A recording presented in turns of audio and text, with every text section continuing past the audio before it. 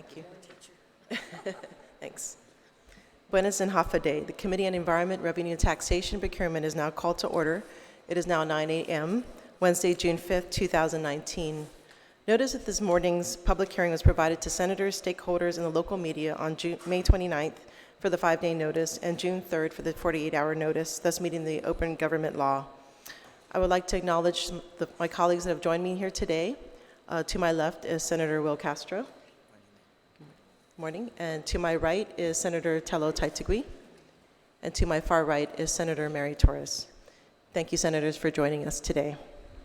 The purpose of this public hearing is to receive testimony on 4 different bills. The first bill is Bill 56-35 COR, sponsored by Tello Taitigui, co-sponsored by William Castro. It's an act to add Section 12130 to Article 1, Chapter 12, Division 1, Title 12, Guam Code Annotated, relative to requiring the completion of an independent economic impact statement relative to the fiber optic undersea cable landing stations. The second item on the agenda is Bill number 69-35 LS, sponsored by myself, Sabina Perez. It's an act to amend Section 7102Q of Chapter 7, Title 3, Guam Administrative Rules and Regulations relative to correcting the definition of gross receipts. The third item on the agenda is Bill 90-35 COR, sponsored by myself, Senator Sabina Perez, co-sponsored by Kelly Marsh Taitano, PhD, and Senator Amanda Shelton. It's an act to amend Section 5215 of Chapter 5, Title 5, Guam Code Annotated, relative to strengthening emergency procurement provisions and transparency, and providing for emergency procurement for threats to the environment. The last item on the agenda is Bill number 126-35 LS, sponsored by Senator Mary Camacho Torres. It's an act to add a new Section 57107 to Chapter 57, Title 10 of Guam Code Annotated, relative to requiring the Department of Revenue and Taxation to establish an exceptions process for homeless individuals and unaccompanied homeless youth obtaining a Guam Identification Card, and to further citing this act as a Homeless Youth and Families Identification Act. I would like to recognize my colleagues who have joined me in addition to what I previously mentioned, Vice Speaker Telena Nelson and Senator Amanda Shelton. The committee will continue to receive written testimony until 4 p.m. Monday, June 10th, 2019. Please address your testimony to Senator Sabina Perez, Chairperson of the Committee on Environment, Revenue, Taxation, and Procurement, or it can be dropped off at the mailboxes here at the legislature, or it can be emailed to office@senatorperez.org. Now we begin our agenda. Bill number 56-35 COR, sponsored by Senator Tello Taitigui and co-sponsored by William M. Castro. It's an act to add a new Section 12130 to Article 1, Chapter 12, Division 1, Title 12, Guam Code Annotated, relative to requiring the completion of an independent economic statement relative to fiber optic undersea cable landing stations. I would like to invite the sponsor of this bill to introduce the bill. Senator Taitigui. Sijus Masi, Madam Chair, and thank you for including Bill 56 in today's public hearing for this opportunity to provide an oral review on the measure. Madam Chair, Bill 56 provides for an independent economic impact statement on the potential revenue generated from taxing telecommunication companies that use Guam strictly as a pass-through site for fiber optic undersea cable landing stations or submarine cables in general. However, Madam Chair, prior to this public hearing, I've met with representatives from both the public and the private sector regarding Bill 56. Which after extensive research, and I would also like to thank at this time, take the opportunity to thank my staff who did much of the research on this subject matter. It's very intensive, and most of it's done from information that's done off island. So I'd like to just recognize them. Madam Senator, after much research and meetings with the private and public sector, I began to draft changes to the original bill, which provide a cleaner and more appropriate path forward on the subject of submarine cables. To include creation of a task force, a feasibility study involving the review of local and federal tax policy, and develop a reasonable incentive program for the industry. Madam Chair, this issue was first brought to my attention during my work on the revenue generating policies as a special assistant to Governor Calvo, and in 2018 by the former leadership of the Department of Revenue and Taxation. Discussions involved the need for a thorough review of all taxes and fees, and that may or may not be assessed on submarine cables. The EIS affects fiber optic undersea cable landing stations provided service outside of Guam, and the measure does not seek to establish new taxes for local carriers. As I mentioned, there are other suggestions such as incentives and opportunities for this industry to expand and create additional jobs for our families. Madam Chair, Bill 56 requires a study that should help GovGuam explore potential mechanisms in assessing submarine cables that connect to Guam due to our strategic and political importance. As I've stated publicly, Madam Chair, this measure should help determine the right questions with respect to if and how this category of telecommunication companies are being assessed local GRT, use tax, and/or real property tax. Applicable tax policies and practices of coastal states, including California, Oregon, New York, and Texas, and the experience of similar situated jurisdictions such as Puerto Rico, the U.S. Virgin Islands. Madam Chair, according to the 2015 report from the National Conference of State Legislatures concerning tax issues related to telecommunication providers, the NCSL included that states seeking to enact policies favorable to investment in communications networks may want to modernize tax policies related to communication property.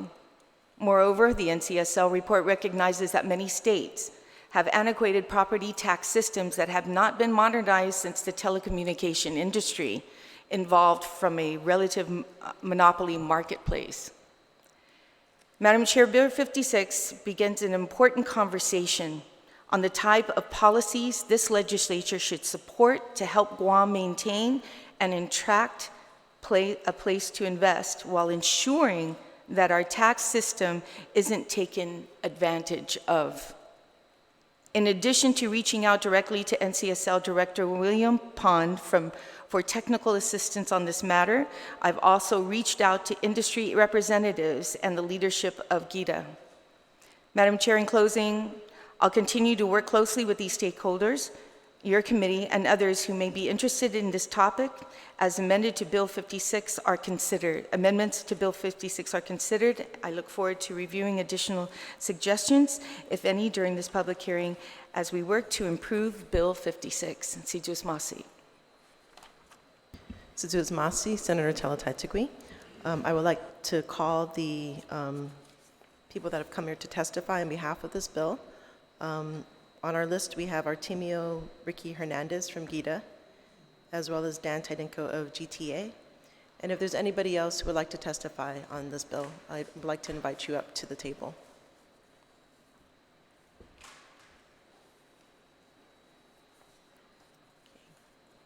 So thank you for being here today. I would like to start with Ricky. Yeah, thanks. Hafide, my name is Ricky Hernandez. I'm the Deputy Administrator of Guam Economic Development Authority. Hafide, Senator Sabina Perez, and members of the Committee on Environment, Revenue and Taxation, and Procurement. This testimony is on behalf of the CEO Administrator Melanie Mendiola. And I hereby submit this written testimony on Bill 56-35. Bill 56-35 requires the Public Utilities Commission, PUC, to issue a request for proposal for the purpose of conducting an independent economic impact statement relative to the potential taxation of fiber optic undersea cables. landing stations which use Guam as a pass-through site. The legislation identifies the Guam Economic Development Authority, GEDA, as a collaborative member in this solicitation process as the entity to identify financial resources necessary to fund such a study. Additionally, the Office of Technology, OTEC, and the Department of Revenue and Taxation, DRT, are identified in addition to GEDA to determine the scope of such solicitation. The GEDA's mission is to develop a sound and sustainable economy through innovative programs that preserve and promote economic opportunities, local culture, and quality of life. GEDA believes that the increased interest in fiber optic undersea cable landing stations on Guam presents an economic opportunity to grow the telecommunications industry and could also lead to the establishment of data centers on Guam. As it relates to Bill 56-35, the GEDA believes that providing incentives for companies interested in establishing data centers on Guam can be prioritized above possibly discouraging such economic activity through placing what would be conceived as additional financial burdens. The GEDA has internally been discussing ways in which we could incentivize companies to establish data centers on Guam, but the barriers that have been cited were the high cost of electricity.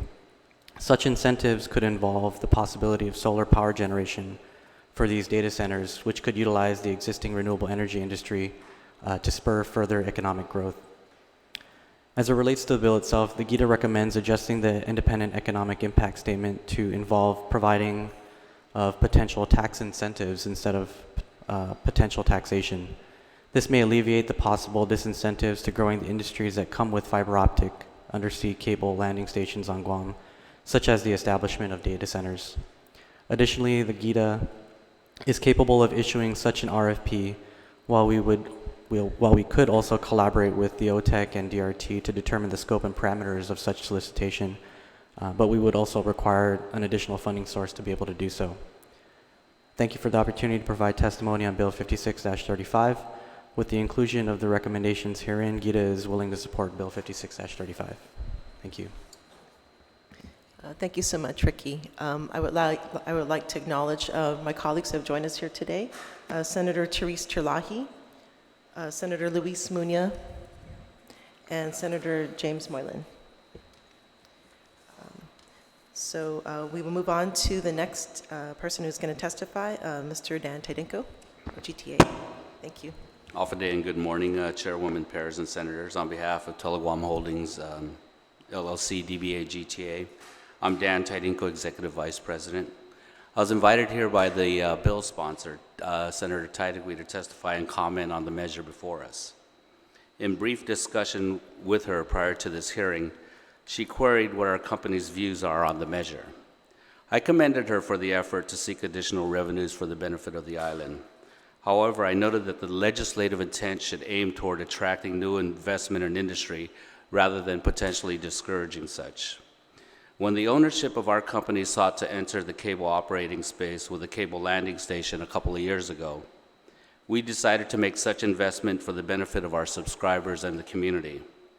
The local demand and appetite for data, like everywhere else, is insatiable.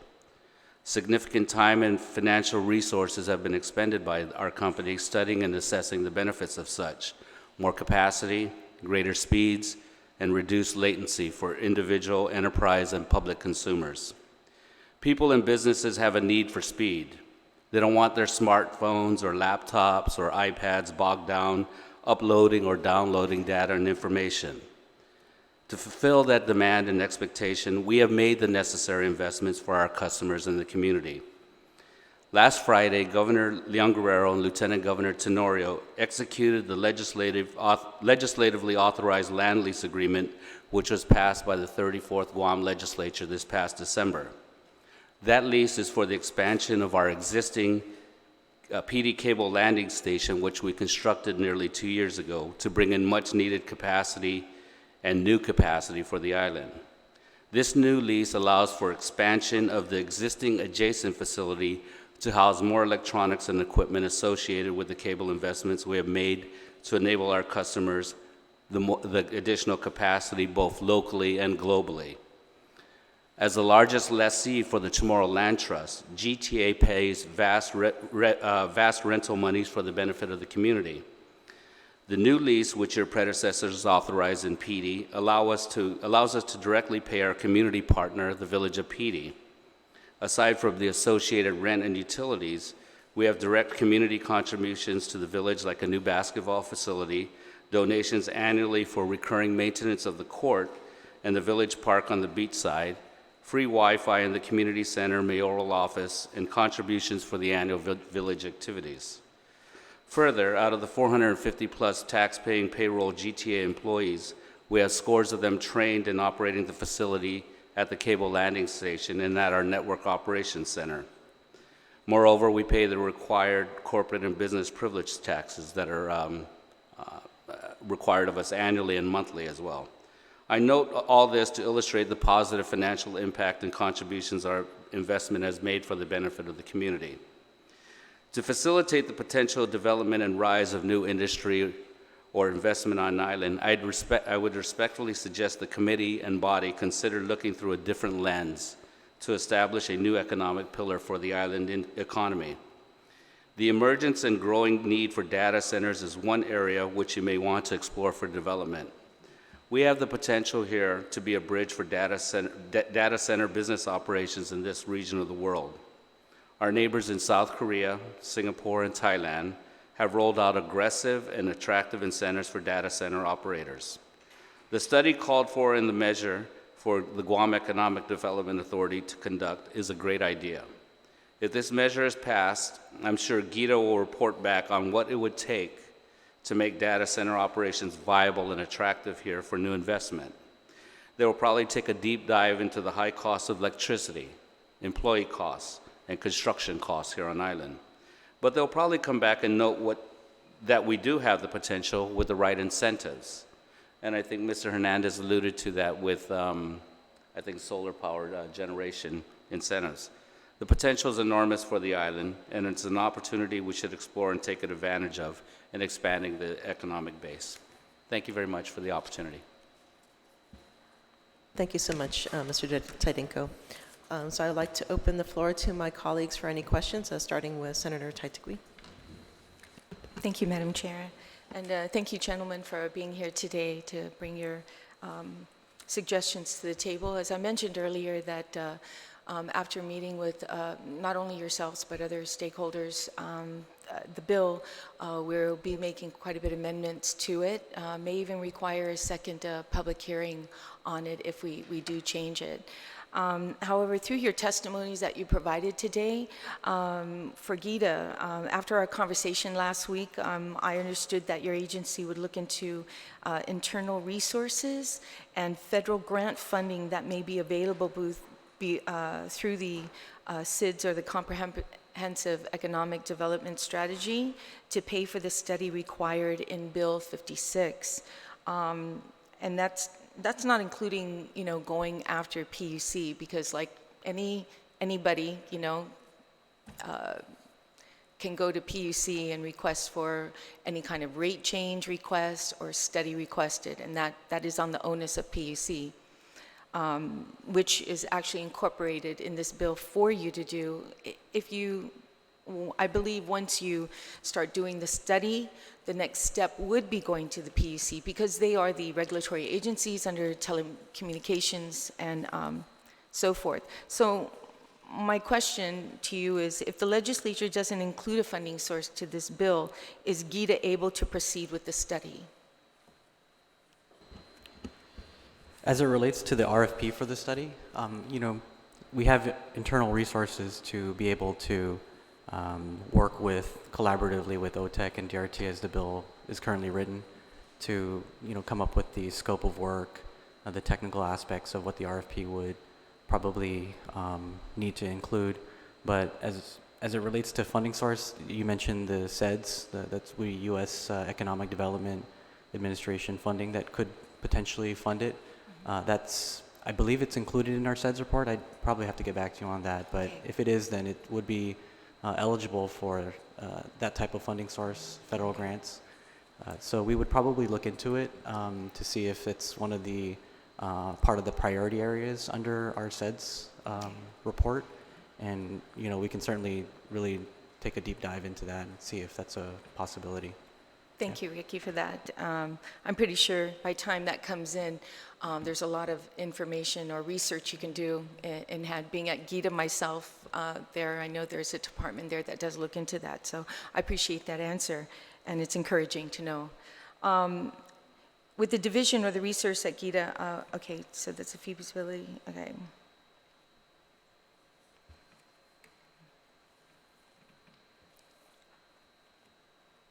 Okay, I actually brought that up during another question.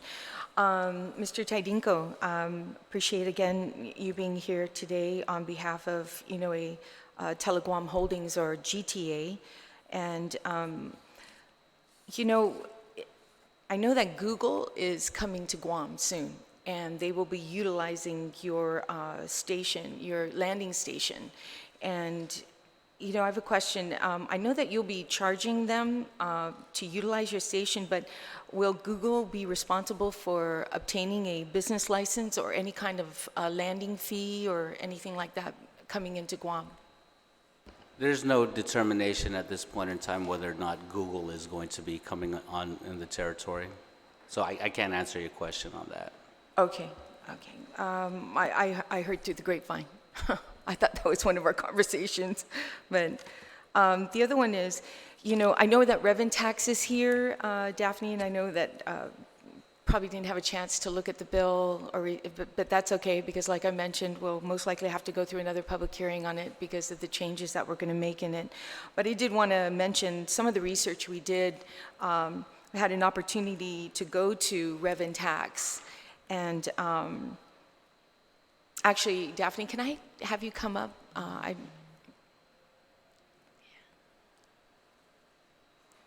Could you please state your name and your position? Daphne Shimizu, Director of Department of Revenue and Taxation. Thank you. I don't mean to put you on the spot, but just in case if you wanted to make a comment, we've had someone come down to Revan Tax actually to do some investigation there on telecommunications, especially these companies that come into Guam, like Tata, for instance. A lot of people don't realize who they are, but they're a major cable company, a billion-dollar company. And as we were going through this, we were looking at areas at Revan Tax where they are given a license, they are giving fees. And it's quite shocking to find out that in this area, it's basically some of the categories at Revan Tax don't really address this kind of business. And that according to, and I'm not going to say who the name is, but our researcher stated that when asked Revan Tax, what is the fee for these billion-dollar companies, they said that it's $50. And even the Revan Tax rep commented that this fee is so cheap. So I know that in the markup of this bill, we've included Revan Tax to be on this task force as well. Revan Tax and the Office of Technology, along with GITA, and of course, some senators to sit down on this task force to oversee it. So just wanted to bring that to your information, so that you know, and that you are also included on this task force. Thank you, Senator. Okay. Thank you. And thank you, Madam Chair, for the opportunity. Okay, thank you. Sorry. Thank you, Senator Taitagui. I would like to offer the floor to my colleagues. Vice Chairman Senator Telena Nelson, do you have any questions? Thank you, Madam Chair. Does DRT currently tax for the landing sea cables? That's something that I'm not aware of. I'm not familiar, I'm not familiar with that, so I'd have to get back to you on that, Senator Nelson. Okay. When we did discuss, because we did meet with GITA to discuss this bill, we talked about it, I guess, from the perspective of, just for us being involved in terms of the economic impact study, and if this bill were to pass, then of course we would be involved, and DRT would fully support that if that's what that would be our involvement. But I'm not familiar or sure about with regards to those being taxed at this time. I'm a little bit concerned about the bill because if we are looking to tax the sea cables, the landing sea cables, I know that there's contract workers that are also included in this, and perhaps their tax payments go elsewhere. So I'm wondering, is it really an economic advantage for us to look at the landing sea cables, or is the economic advantage for us to look at the middlemen that perform the work and file their taxes in another state, perhaps, or another country? And so perhaps if there is an economic impact study, that should be included within the study itself, because GTA employs many people within our island, and they are an economic stimulus. And I'd rather see us really find where the most economic advantage is rather than to hurt or perhaps tax a company that has been doing great business here on Guam. So if we can actually look into that avenue as well, Mr. Hernandez, to see some of the opportunities that can reach as looking it through, as Mr. Tydinko said, with a different pair of lens. Thank you. Thank you, Vice Chairman. Senator Will Castro? Oh, okay. Senator Therese Terlahi? Thank you, Madam Chair. Thank you for your testimony. If you could just, so the bill was originally intended to do a study or to authorize a study relative to potential taxation of fiber optic as a pass-through site. But so currently, I guess if you could just, if any of you is knowledgeable on this, just give us a background. How are these authorized right now? If they're not taxed, or we don't know whether they're taxed. I'm assuming they're not taxed, otherwise we wouldn't need a bill as to determine how to tax them. Who authorizes that? Is there any Guam entity that is involved in that? Who authorizes The undersea cables. I know that you lease land. That's correct. For this, for GTA leases land, and they come up, and different people lease lands along the shore so that they can have a landing site. But yeah, who authorizes this?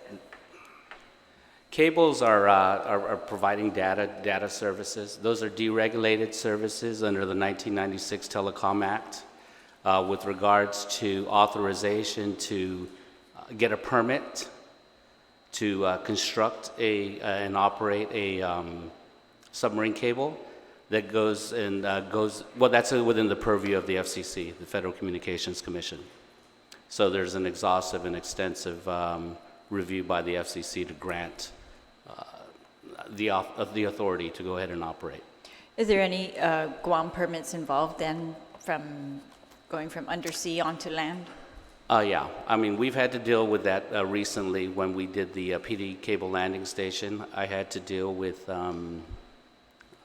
working alongside the Territorial Seashore Commission, as well as the Chamorro Land Trust Commission, as well as the Army Corps of Engineers, as well as the State Historic Preservation Office, and there's a number of other regulatory entities, both terrestrially and on the submarine, the wet side, that we have to contend with and deal with not only with regards to the authority to do that, but to get the license to be able to do that and for the lease payments for that.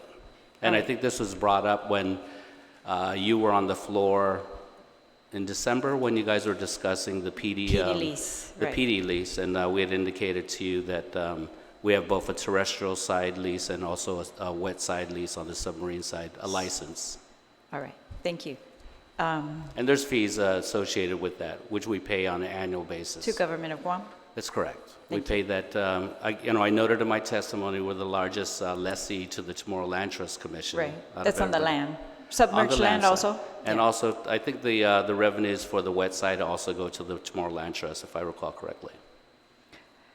Do other companies then, can they come up anywhere, or do they have to come up through your sites? No. There's other cables that are coming here. There's been cables coming in here for decades. I mean, dating back to the early 1900s and stuff. But the life of a submarine cable typically now is about 20 to 25 years. So a good number of them that have been here are coming to end of life. So there's a need for additional cables or newer cables to come in with greater and improved technology, because the technology just isn't the same as it was 10, 15, 25, 20 years ago and stuff. So those investments have to be made for the benefit of everybody who needs the information. Thanks for the information. I really don't know much about this topic, but we were told early on when I was first elected that we got a briefing at UOG. I don't remember all the details, but they also described an undersea cable that was coming into Guam, and they were very excited about it, that they were going to be able to utilize for very high-speed That's ours. research. Is that yours? That's right. Okay, that's what I wanted to check. All right, then. Ricky from, Mr. Hernandez from GITA, if you could just clarify also, you mentioned these disincentives that are, now you don't talk about taxing the cables, you talk about a business that can be created because we have these high-speed cables coming in, such as data centers. But you talk about the disincentives, and I'm curious if GITA's already done a study that outlines these disincentives, and if we really need another study to be done to talk about, we've got, for example, excuse me, what Mr. Daydinko discussed, high power costs, high employee, construction costs, those things. If you've already have this information, excuse me, and you've already made studies as to what are the disincentives to general business on Guam, if those are applicable to this business as well, or I guess I'm just, if we don't need another study, and you've already got this information, I wanted to see if that's possible. I was also wondering,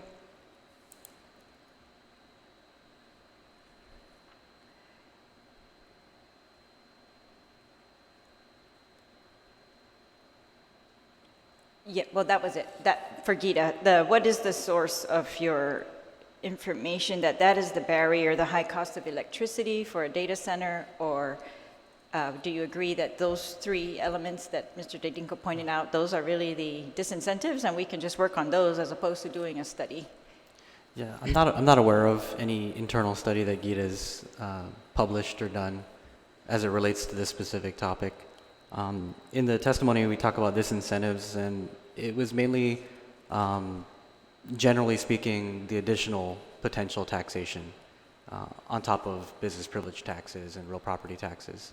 And so, our testimony just requests to kind of flip it and just say, well, why don't we take a look at the tax incentives to kind of prevent additional disincentives or barriers to this industry growing. What does GITA have any proposals currently that they're working on regarding construction costs, employee costs, or electricity costs that are disincentives to business?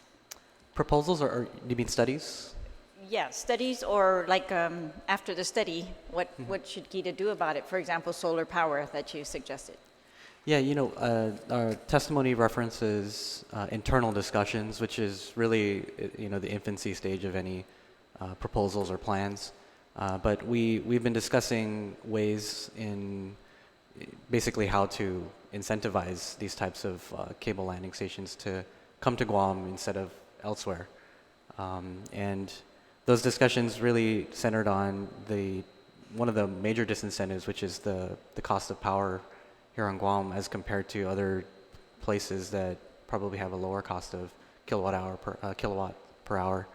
And when we talk about that, that's why we brought up kind of the discussion of solar energy and that industry that's kind of existent on Guam, and that being possibly something we can incentivize on that side, because we obviously can't reduce the cost of power. That's not in GITA or government's purview, Right. other than That's why I'm PUC. asking, if these are disincentives that you're already aware of, and we are aware of these for all businesses and all different types of industry that we're trying to attract to Guam, and it's GITA's mandate to work on those things, to come up with a plan for the government as to what are we going to do about that, then I'm just wondering if we can go towards the plan as opposed to just going, again, to the study that might come up with the same conclusion with the three things. And if I could just ask you, Dan, does GTA, I don't mean to pry, but does GTA, did they run a data center? Is there any such thing on Guam already that we're trying to attract? Yes, we have a small data center presence right now. primarily in our Upper Tumon facility.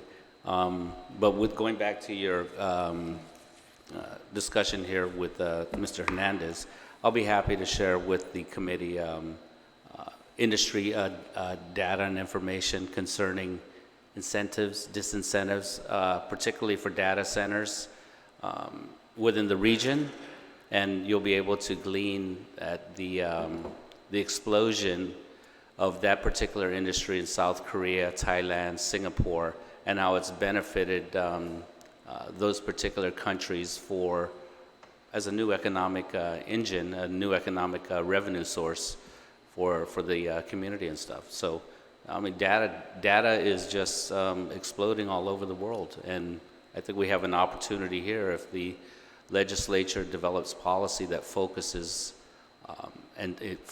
on trying to figure out how to get something in here, how to nurture and cultivate that particular industry.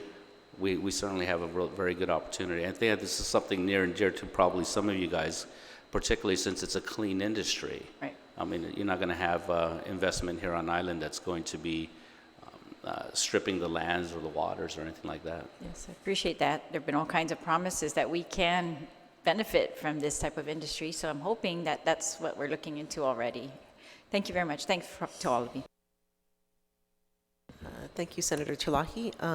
Senator Castro? I just want to contribute to the discussion, Madam Chair, and thank, first of all, the prime sponsor for affording me the privilege to assign my name to the bill.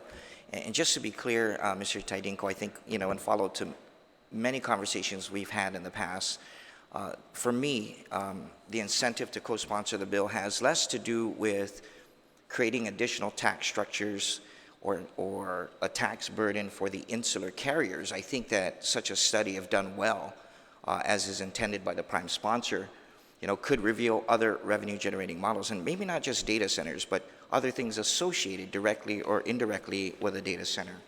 I'll give you an example. So, for example, based on a direct conversation I had with a representative from the U.S. Virgin Islands about 2 years ago on the Coral Reef Task Force, had nothing to do with coral at the time, but had everything to do with USVI serving as a destination where major pipes, dark fibers, were converging. And each of these drop zones were charged, as an example, about $500,000 a year. So that was kind of their fee for licensure to be able to operate. Well, after revisiting the model, because they were desperate for additional sources of revenue, obviously for the government, they came to conclude at the time that perhaps it would be much more of an incentive for the government that you would tax based on consumption of throughput, meaning they would own the pipes, but you're going to charge a fee or some type of a rate based on how much volume of data was going through. And so, Madam Senator, the prime sponsor, I think that's also another opportunity for revenue generation. Not necessarily, Vice Speaker, and I share her concern about anything that would create an additional burden that would stymie growth. But I think the idea would be to create the right tax structure or economic incentive paradigm to allow private carriers, insular carriers like yourselves, to further grow, to perhaps even entice folks from maybe Facebook to manage content here. But the only way they could do it is if they have the proper tools and infrastructure in place. And so that would be my motive and my prime concern, Senator Taitagui, when I agreed to sign on to the bill. And that's what this design, in my opinion, is designed. It should kind of elicit from the industry. I agree with you to a certain extent. I mean, our view is build it and they will come. The Googles will come here, the Facebooks will come here with all of the collateral services that they'll bring for the benefit of the community and the consumers here. And they will be taxed accordingly at some point in time. But, I think Mr. Hernandez and Gita, once they conduct a study, they'll probably be able to provide a little bit more clarity. And I'll give you guys the information with regards to the industry and in the region, how it's emerging and developing. Okay, thank you so much. Senator Moylan? No questions. Okay, Senator Mary Torres? Senator Shelton?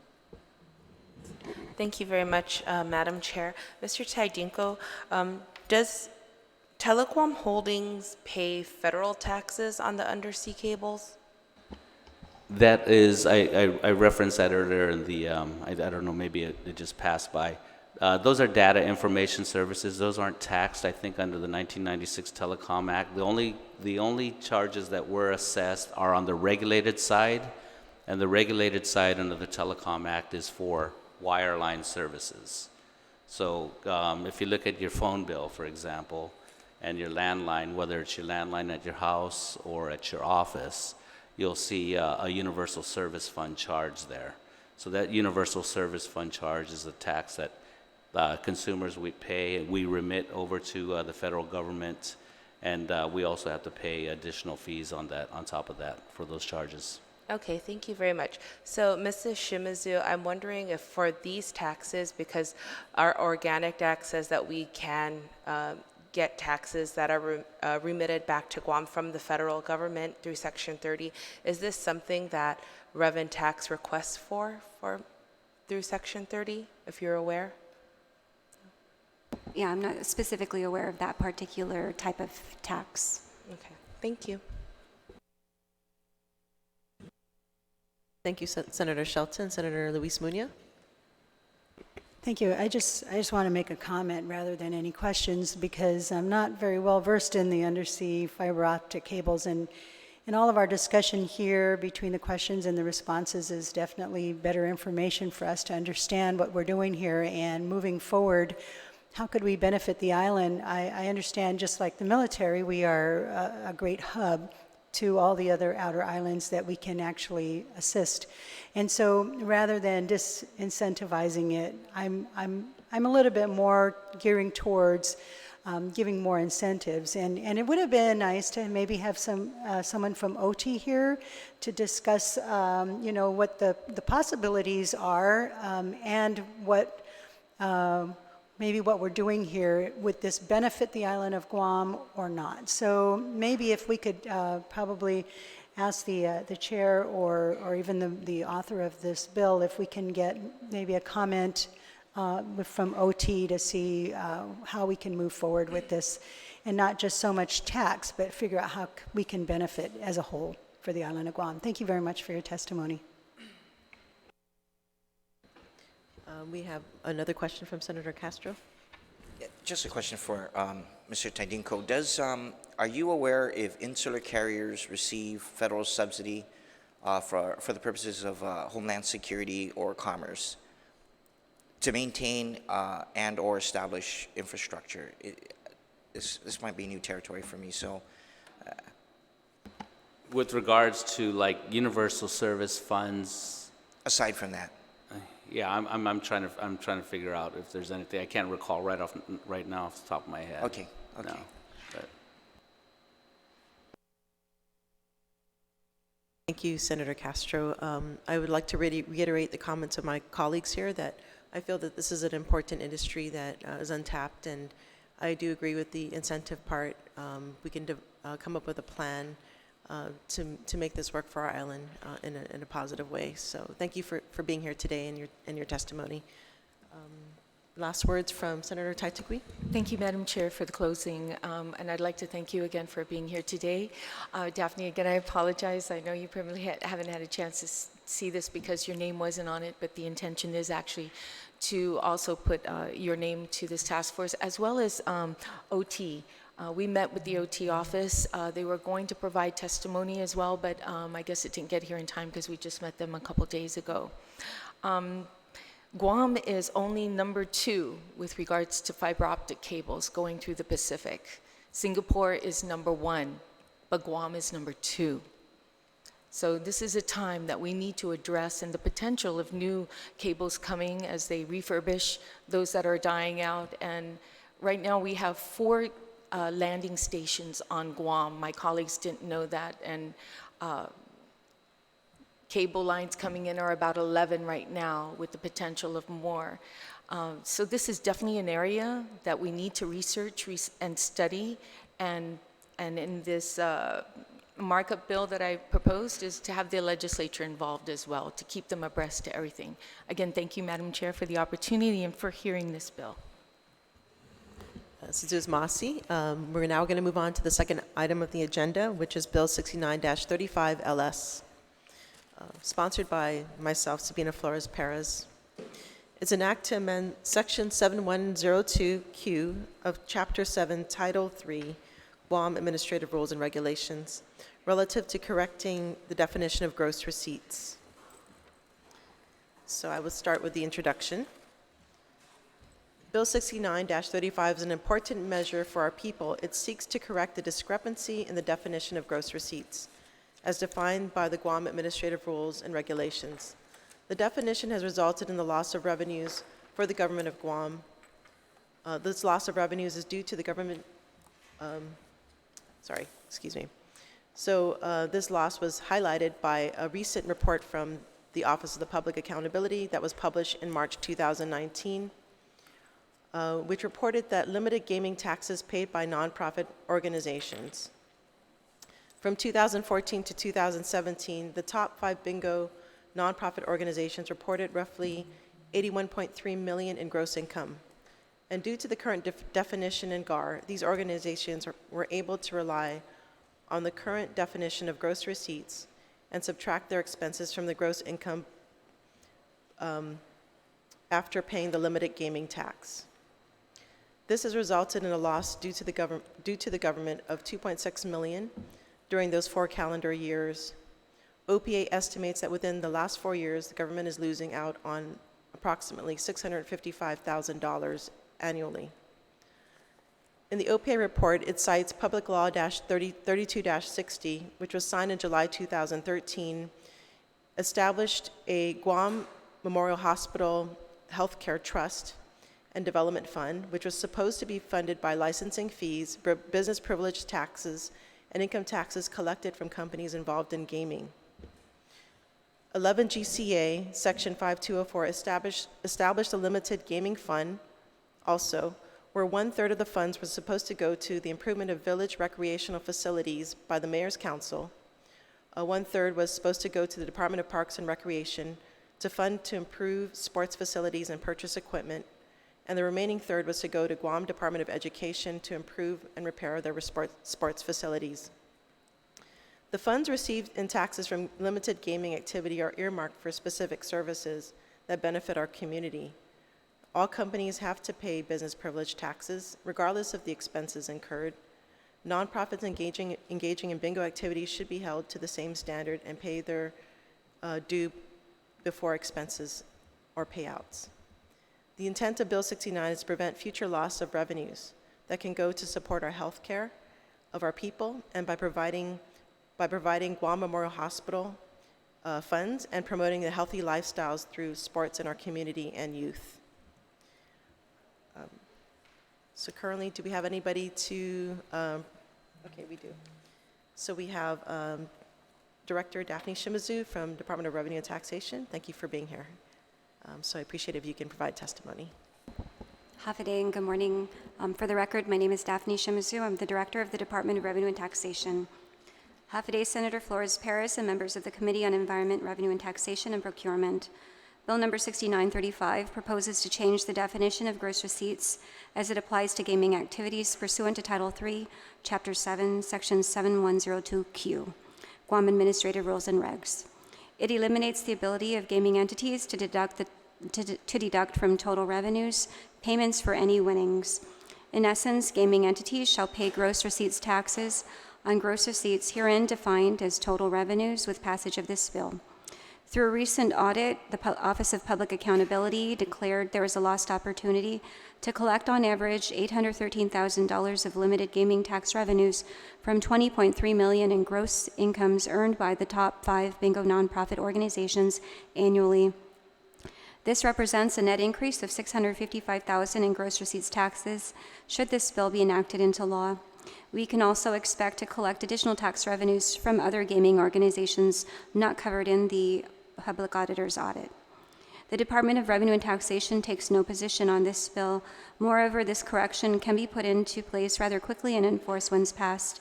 We do make a recommendation, however, that if this bill is to become law, that it be effective at the beginning of the following month upon its enactment. Thank you, Senator Perez and members of the committee for this opportunity to submit testimony on Bill 6935. Suzu's Masi, Director, Shimizu. I would like to open the floor to my colleagues for any questions. Senator Therese Chalahi. Thank you, Daphne, for your testimony. I just wanted to clarify, so the in the audit, they also recommended that these types of businesses file online, and that would help you to track it, and you accepted that recommendation and said that you would be working with the OTEC regarding making this form available online. But what about requiring it? Do you think that's going to help to require that they file it online, or are they already doing that? Have you?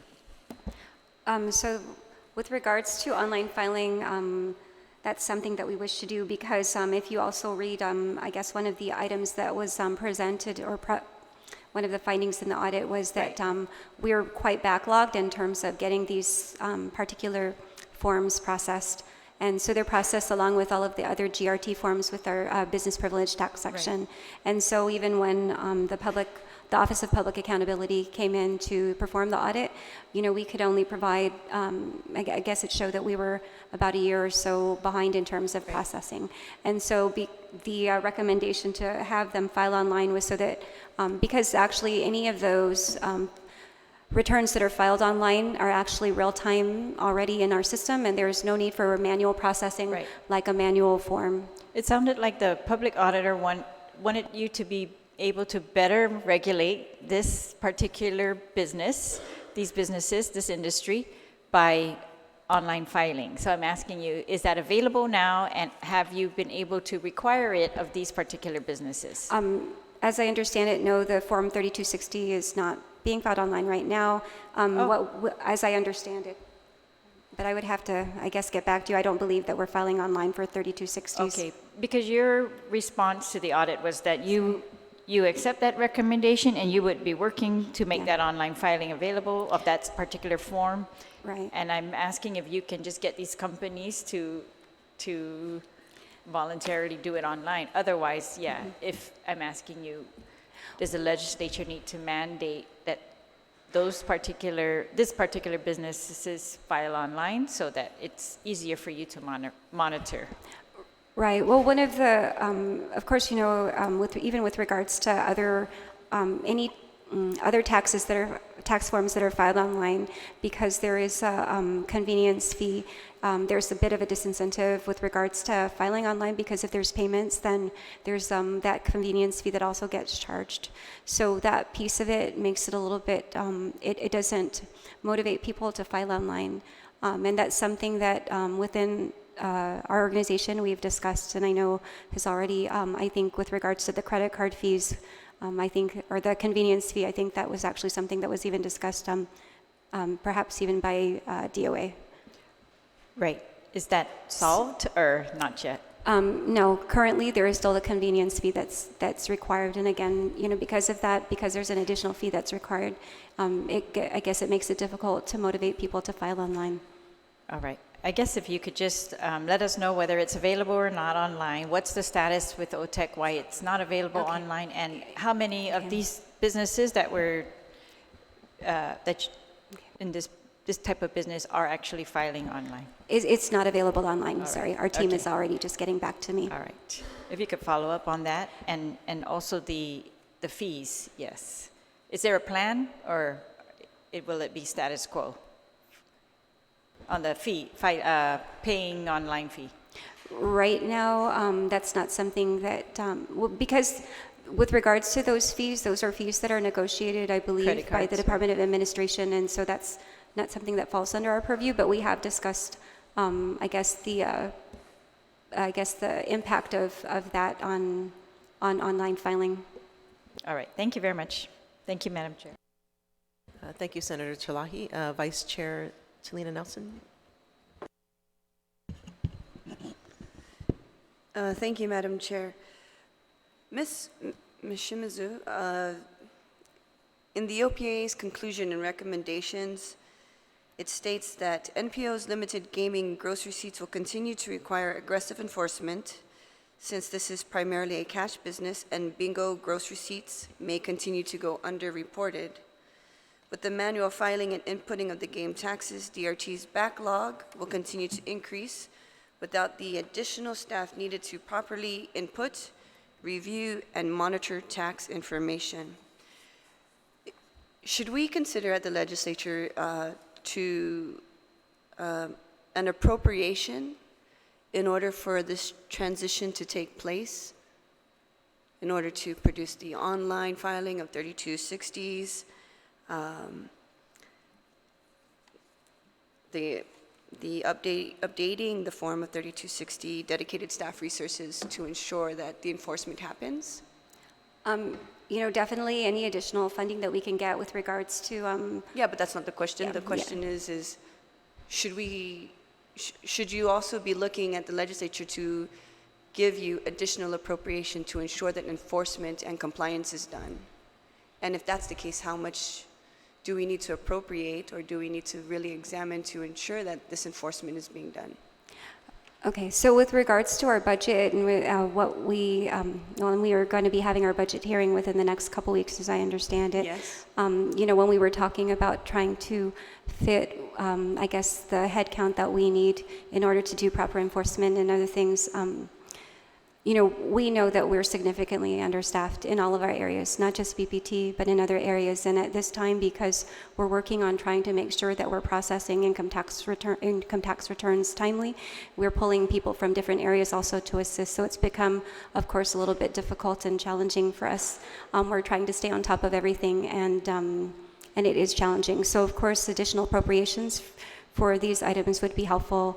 But, as we're submitting our budget, and because we know we have very limited resources, we were trying to make sure that, of course, those things that are most urgent, we get included into the budget. And so in this particular area, there may not have been additional items requested for BPT. Okay. So perhaps may I request that when we do address your budget, DRT's budget, that you look at these areas before coming to the table, so that we can identify where we need to focus on as part of enforcement.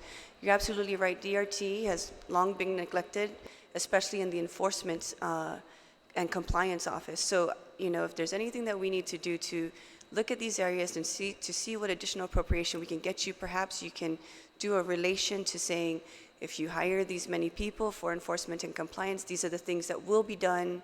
This is the cost savings that will happen. This is what we will realize within the government, because we don't really have a clear picture of the needs of DRT specifically in those areas.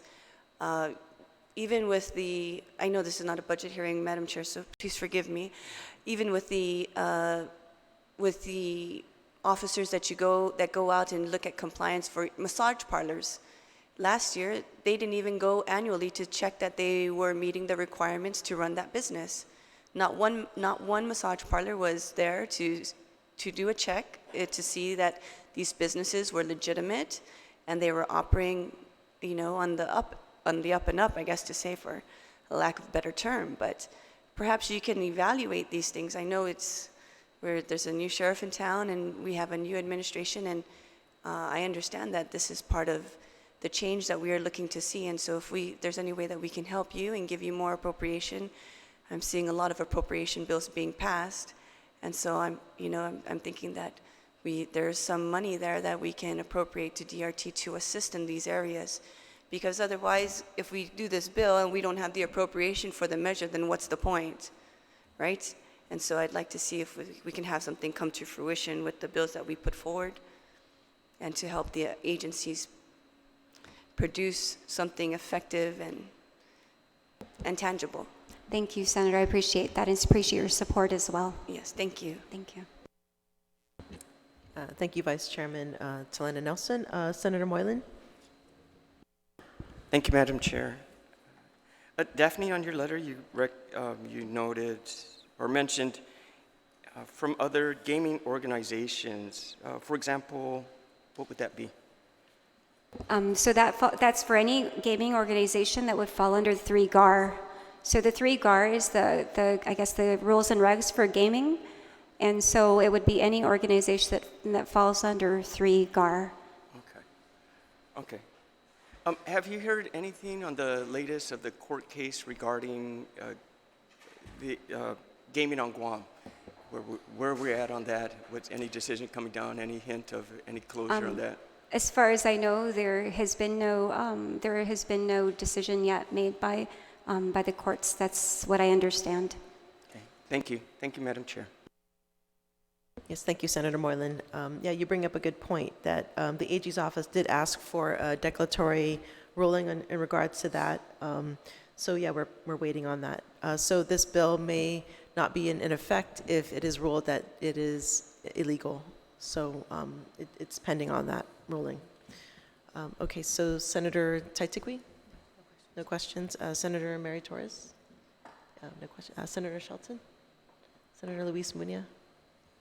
I just have a quick question. I'm not sure if you can answer, but do we know how other gaming industries, like outside of Guam, are taxed? Are they taxed less payouts, or are we familiar with how other areas? No, I'm not familiar with that, and no, I'm not familiar with how they're taxed. I guess what was cited, with regards to this particular bill, I believe that it was a direct result of the public auditor's performance audit, and I guess the recommendation to work to make the language consistent with regards to gross receipts tax. And so I'm not familiar with how other jurisdictions may be taxing this particular type of activity. Okay, so basically changing the language will just kind of make it compliant across the board rather than specific industry. So correct. So what would happen if the language was changed to make it consistent with all other gross receipts, the way that gross receipts is defined for other activities, then it would make it consistent across the board, where it's going to be based on gross, actually what's received on a gross basis. Okay. I was just curious about how other jurisdictions apply their gaming tax, whether it's before or after payouts. I was just curious. Thank you. Thank you, Senator Munia. So I just want to point out that under Public Law 32-68, the limited gaming tax exempts senior citizen operations, and according to the OPA report, this loss in revenue is minimal compared to revenues coming from the top 5 grossing nonprofit organizations. So if there are no further questions, I'd like to just close that this bill is an important measure because it seeks to level the playing field and help gain revenues for the government coffers to support services for our community that include the Guam Memorial Hospital, as well as sports facilities and activities for our community and youth, whether it's GDOE or the mayor's offices and Department of Parks and Rec. So I think that concludes this part of the testimony for this bill. Thank you so much, Director. Okay, thanks. Okay, the next bill is Bill 90-35 COR. It's sponsored by myself, Sabina Perez, Senator Kelly Marsh Taitano, and Senator Amanda Shelton. It's an act to amend Section 5215 of Chapter 5, Title 5, Guam Code Annotated, relative to strengthening emergency procurement provisions and transparency, and providing for emergency procurement for threats to the environment.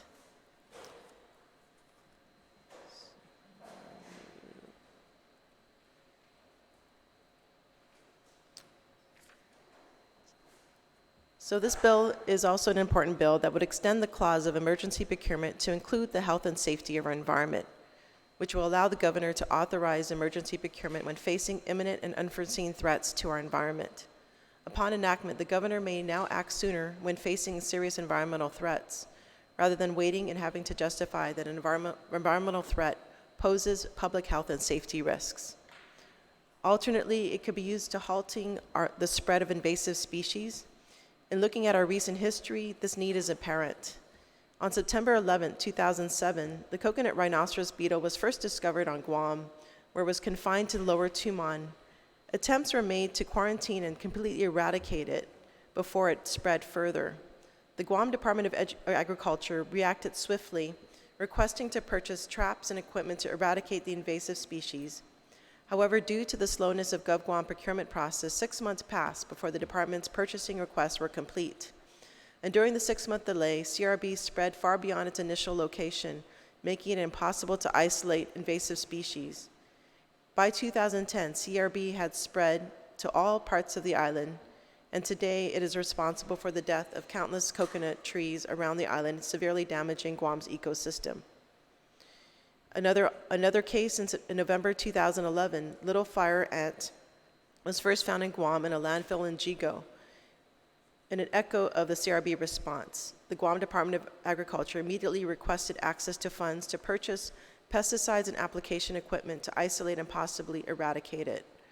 However, it took until June 2013 before the governor issued an executive order declaring a state of emergency and allowing for the purchase to move forward. During that time, little fire ant spread to over a dozen different locations around the island. This invasive ant kills all animals in its proximity, leaving ecological dead zones in its wake.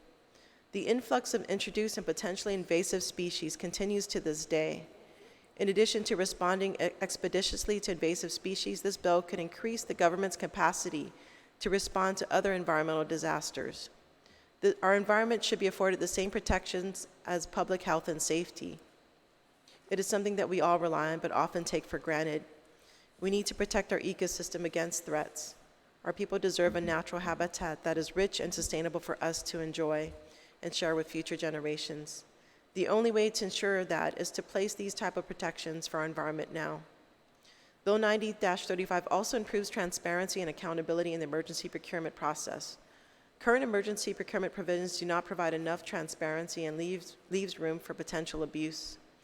Bill 90-35 authorizes emergency procurement upon declaration of an emergency by the executive order of the governor or through certificate of emergency made under penalty of perjury by the chief procurement officer or head of the purchasing agency that must be sent to the governor and speaker prior to award. It also extends emergency procurement from 30 to 90 days, and this extension would provide the needed amount of time to set up procurement using competitive bidding process, thus reducing government cost. Furthermore, additional contracts for the same event shall be void, thus providing greater safeguards to protect the public trust by making sure that government funds are used accountably. I would like to invite two people have come to testify. I'm really happy you guys are here and we've waited through this time. John Brown, he's an expert in procurement, as well as Edward Byrne from Department of Administration. So I would like to start with John Thomas Brown. Thank you, Chairperson Perez. My name is John Brown. I'm here representing myself. I thoroughly support the bill. You've explained in your reasons for the bill very adequately that it does two or three good things. Particularly, it adds environment perspectives to emergency procurement. It extends the time from 30 days, which is, emergency procurement can only be for supplies that are available for a period of time, a short period of time after the emergency commences. And currently, that's a 30-day supply of supplies or services. Emergency procurement only applies to supplies and services. Construction is not part of that. 30 days is proved not adequate to both meet the emergency and meet an ongoing need coming from that emergency. Because of the procurement process, it can take more than 30 days, typically often does. So extending it to 90 days gives the government an opportunity to take a breath and go through the usual methods of procuring supplies and services.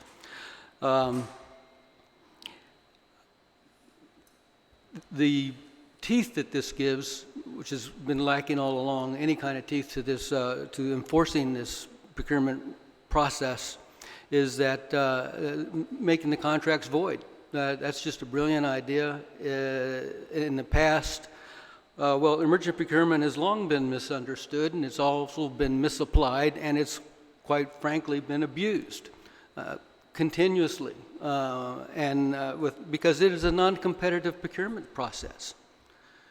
You're encouraged to procure with such competition as available in the circumstances, but what does that mean? And you're admonished to get 3 quotes, but again, what does that mean? We do that through the RFQ process all the time, and that has holes in it too. So this does a number of really vital things that have long been obvious to me as being necessary of correction. I want to make clear what an emergency is, because this is where we often get misunderstanding and abuse occurs in notwithstanding the definition. An emergency is a condition posing an imminent threat to public health, welfare, or safety which could not have been foreseen through the use of reasonable, prudent management procedures. Typically, people think it's an emergency because we need it right now, and it's imminent. But most of the times when it's being abused, it's because the government is ignoring their duty to plan, their duty to foresee these things as they come up. I've seen numerous cases where, for instance, government has a 5-year contract. It knows the expiry date of the contract. They're for necessary supplies and services, or needed, not necessarily emergency, but needed supplies and services. The expiration comes and goes, and nobody has planned to make a continuing contract. And so they try to paste over this dereliction of management malpractice with an emergency procurement. That's not its intent. There is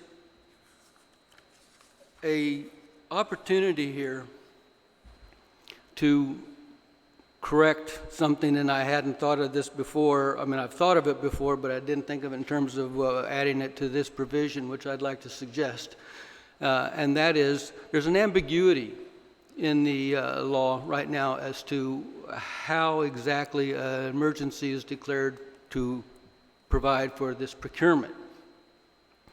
There's talk about a declaration of emergency by an executive order and also by the determination of an emergency by a certificate from a head of the agency.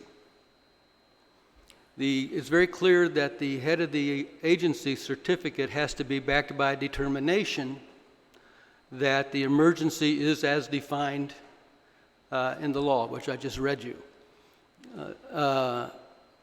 It's not so clear that the governor, in making an executive order declaration of emergency, is bound by that definition. It says a written determination for the basis of the emergency and for the selection of particular contractors shall be included in the procurement file. This is existing language, and we've incorporated a lot of this. The requirements for written determination for the emergency shall be met if the procurements are being made on the basis of the declaration of an emergency situation. Well, that adds a different word to it.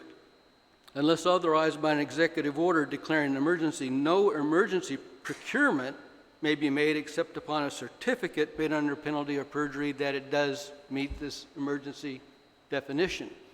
So I would think there would be an appropriate time to clarify that the governor has no authority to procure under an emergency that does not meet the definition of emergency. This does not mean that the governor has no authority. The legislature is saying the governor has no authority to declare an emergency. It is simply saying that the governor has no authority to procure unless that an emergency as defined in the law. That's been a long-standing rule of the procurement law in Guam. Our procurement law only goes back to 1982.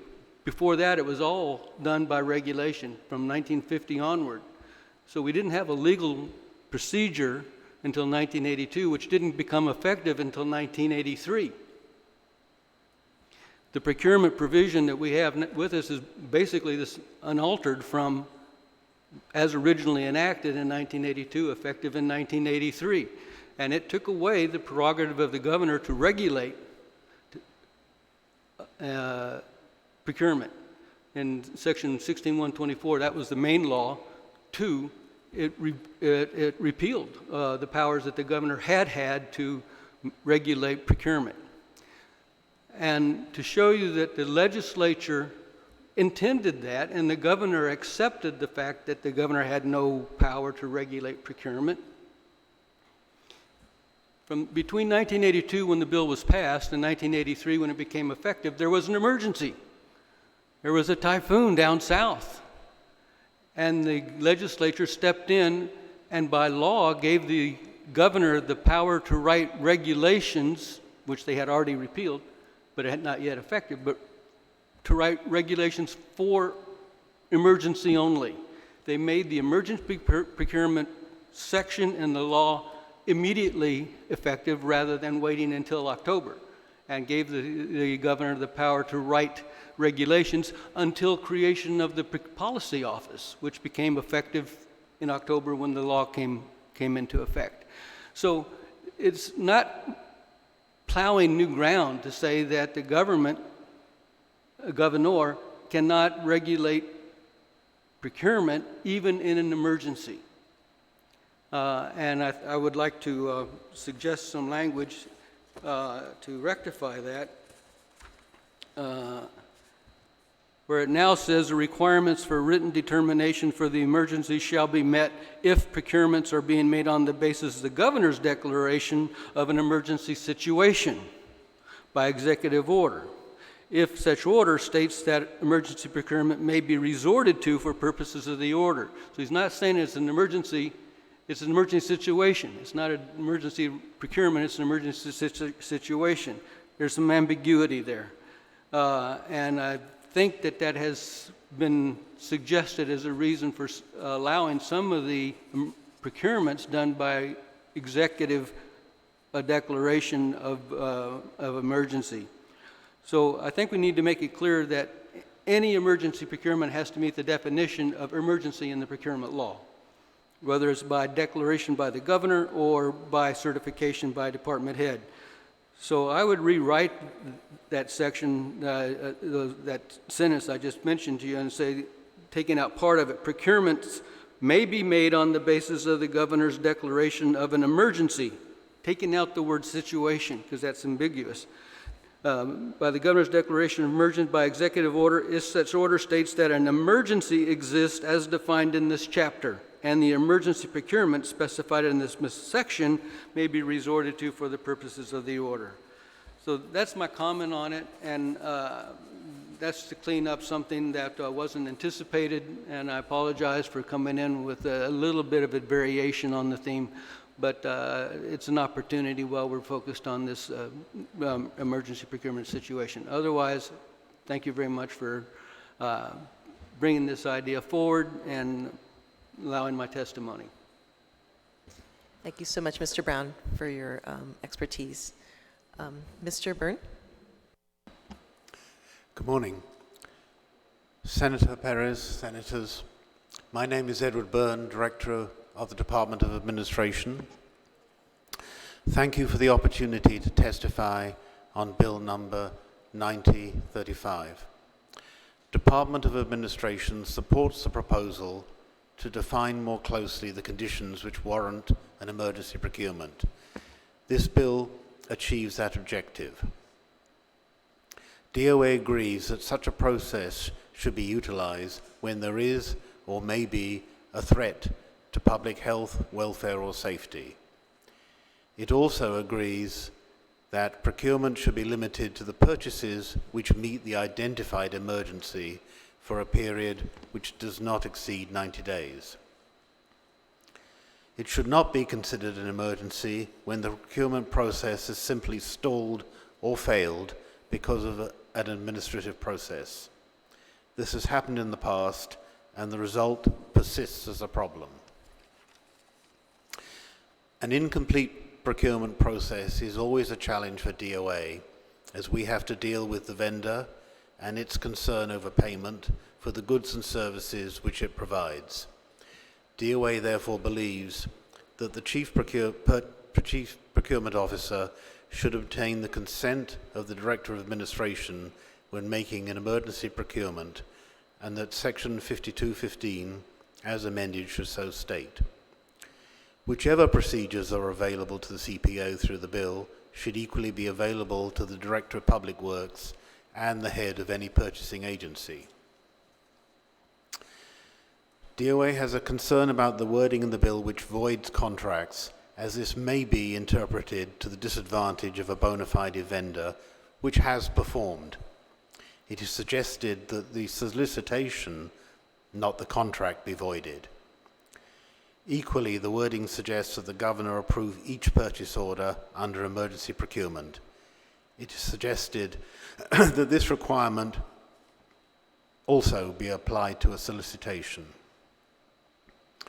We agree that the emergency procurement process should not be a pretext for avoiding irregular practice and approved procurement regulations, which are designed to be fair to business and government alike, and, when working as intended, subject government procurement to fair competition. It is vital, however, to update procurement regulations constantly to maintain that fairness and equity. This bill helps to do this. Thank you, Senators, for the opportunity to offer testimony on Bill 9035. Thank you, Director Byrne. So I would like to open the floor to my colleagues for questions. Vice Chair Talina Nelson. The question, Senator Therese Terlahi. Yes, I would just like to ask if we could get that in writing, Mr. Byrne. Those are significant comments, hard to follow just verbally, but yeah, I'd like to look closer at them. Were either of you able to take a look at the testimony submitted by GSA? Because when I was looking at the bill, I also had many of the same questions, and I want to be very careful with the language that we're adding if it's not necessary to add. And I guess I would like to, well, I'll stop there and let you answer first, if you don't mind. Yes, Senator. My testimony is only handwritten at the moment. I'm having it typed and we'll submit it for the committee. And yes, I did get the opportunity to look at the GSA testimony. All right. And the last recommendation that she's suggesting is that in addition to the start of the, she says, we request you add the phrase, the start date of the 90 days begins after the declaration of emergency or executive order is signed or approved by the governor, and 7 days after submission to the GSA for processing. This would allow GSA time to process to fulfill the emergency without any loss of time. In other words, the 90 days starts counting 7 days after GSA receives it. Do you have any objection to that? No, Senator, I have no particular objection to it, except, if it's truly an emergency, we want to make sure that we don't make it a practice of always being a 7-day delay. Make a practice what? Of making sure that there isn't always a 7-day delay. Oh, and right. Where we can issue the purchase order more quickly, we do. Sure, I hope so, yes. This actually just extends it to 97 days, 97 calendar days from when the governor issues an executive order. Is that how you read that? I'm a little bit confused. I actually haven't seen this before. Oh, It's okay. just given to me now, and taking a look at this, I'm already seeing some kind of wild statements, one wild statement anyway. Wild? This bill says that, as the existing law does, is that you can only have one emergency procurement for an event of emergency. All right. Can you look at the last recommendation? Pardon me? The last recommendation is what I'm asking about, the last paragraph, just about the 90 days and just counting the 90 Yeah. days beginning. She's asking that we state again that it begin at the declaration or the executive order signed by the governor and 7 days after submission to GSA. Right. If it's taken GSA 7 days to begin processing an emergency order, what kind of an emergency are we talking about? I think that this is, again, mismanagement of the process by GSA. GSA, when it's an emergency, should stop what they're doing and work on the emergency, because emergencies should not be common occurrences, everyday occurrences. They should be rare, like emergencies are. And so I think that this is... So you object to the adding on of the 7 days? I object to that. I All object right. to the reason for it.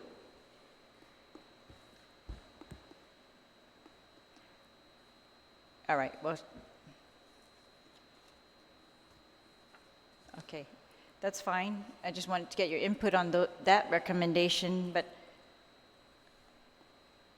I also want to ask, one of the reasons for this bill was described as, the rhinoceros beetle incident, the fire ant. And I'm wondering, those are very clear to me.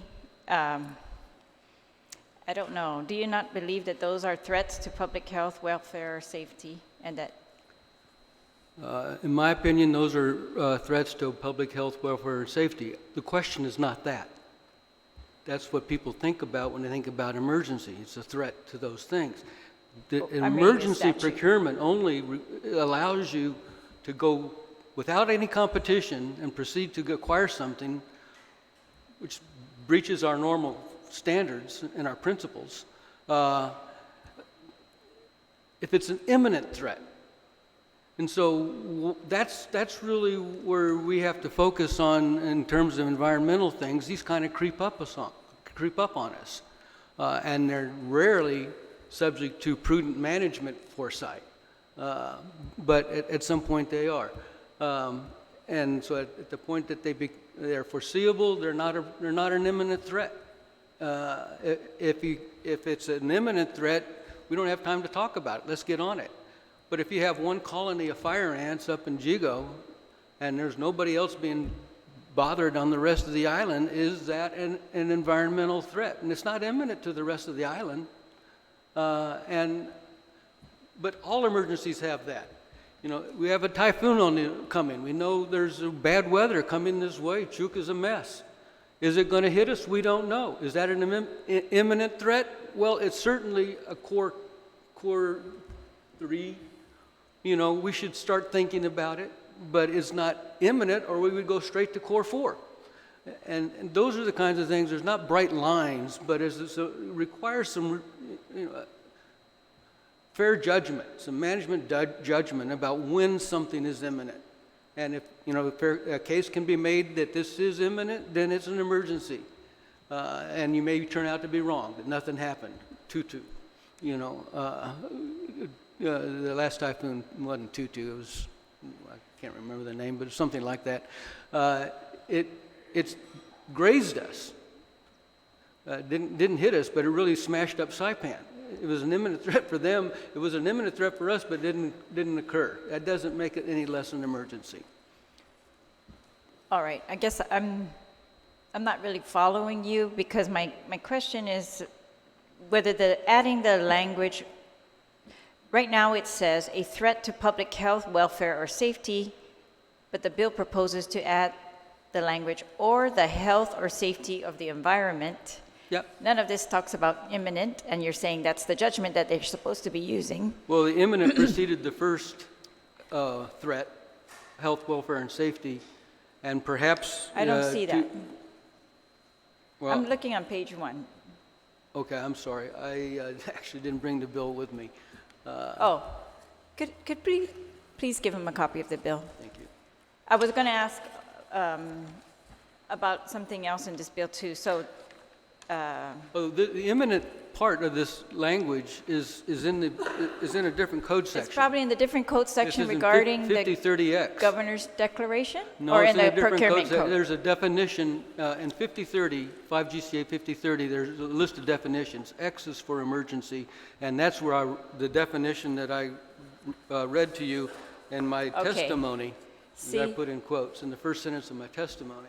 So we may need to take a look at that, make sure they're consistent. I was going to ask you about this section here. It says on page 3 of the bill, line 21, it adds a provision that the determination describing emergency procurement of specified supplies is particularly necessary without delay to protect substantial interests of the government. Now, that substantial interest of the government is different than health, welfare, or safety, or I'm not sure, where that language comes from. Substantial interest of the government. Is that defined somewhere else to be the health, welfare, or safety? We want to keep them to the same type of standard. Yeah, I agree. I think that protecting substantial interests of the territory is sprinkled throughout the procurement law. Automatic stays and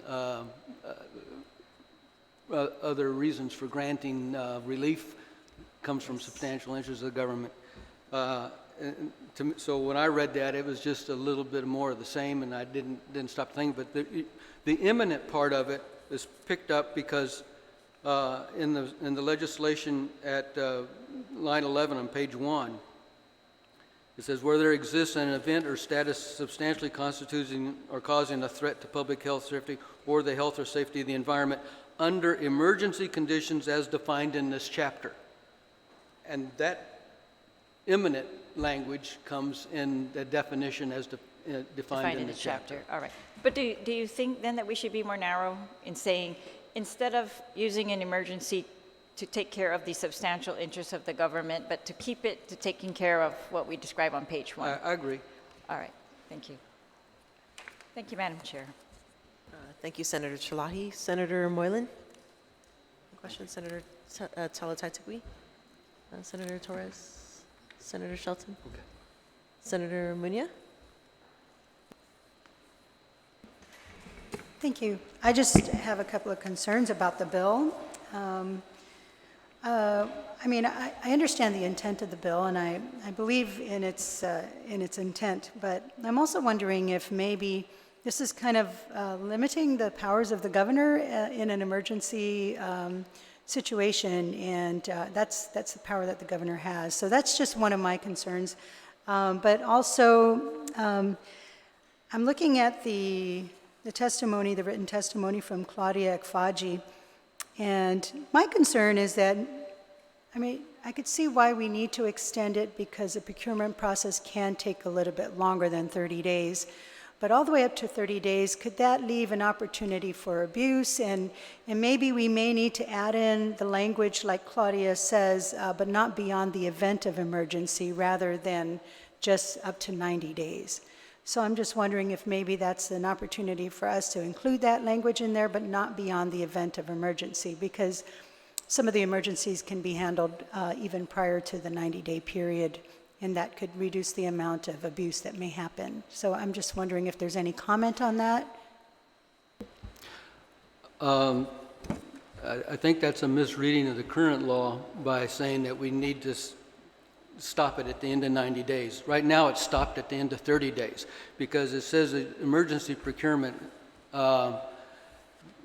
shall not be made for a series of procurements, which is what we have been seeing people try to do. And in the law it says you can't do that, but we still do it. So it doesn't do any good to say, well, you can't do it beyond 90 days if we're not taking heed of when it says you can't have a series of procurements. So that's already in the procurement law. Okay. So you're saying then that the 30 days is just an extension to take care of the ones that are already doing it beyond the 30. Yeah, and actually, even in the 30 days, it was anticipated, I believe, it was implied that once you have an emergency, you have most of your office working on facing that emergency. But you ought to have somebody in the office right on the first day of the emergency anticipating how this is going to play out and planning for a procurement. If you have the specs right there, you know what you need, you can put that out in a short time. We require 15-day notice, and you got 30 days to do it. And that 15 days can be shortened by a declaration of explaining why it's necessary to do it. So you can even shorten the 15 days to get the procurement out. So the means of it are there. Okay. Thank you, Mr. Brown. I think there's also a matter of practicality, Senator, that an emergency procurement is probably followed by a regular procurement, and I think in practice we're finding that 30 days is insufficient time to achieve that. So that's why we're supporting the extension to 90 days. Yeah. Okay. Okay. My other concern is on page 3 of the bill under letter B, where it's the procurement of specified supplies and or services. Could that also include like food and water, fuel and equipment? Could that fall under that definition already, or do you think it needs to be specified? Because if right now, specified supplies and or services could mean one thing or another, but maybe not food, water, fuel, or equipment. Section 5030, as I said, has a definition of emergency. It has other definitions as well. For the definition of procurement is to acquire supplies, services, or construction. Supplies are separately defined. Construction is separately defined, and services are separately defined. And supplies are any kind of what the commercial law calls goods, things. And it can be fire trucks, it can be food. It could be equipment as well. Right. Okay. All tangible things. Okay. Thank you. I was just a little bit concerned that maybe it was just being a little bit too specific, but you say if it's already defined in a certain section. Right. I think that you have to wallow around a bit the procurement law for a while to understand that it is very comprehensive and it's also very interconnected. Okay. Okay. Thank you. Thank you. Thank you, Madam Chair. Thank you, Senator Luis Muña. I just want to go back to some of the recommendations by Director Edward Byrne regarding changing the part in the law where it says that any subsequent contracts issued for the same event shall be considered void. So the word contract, this is a question for Attorney Brown. Would it suffice to replace that with the word solicitation instead of contract? As far as, basically nipping it in the bud before it even gets past the point of solicitations? I think that misunderstands what emergency procurement allows you to do. It's non-competitive. You can go out and complete it in 24 hours. You can complete it in 12 hours. You can make the quotes.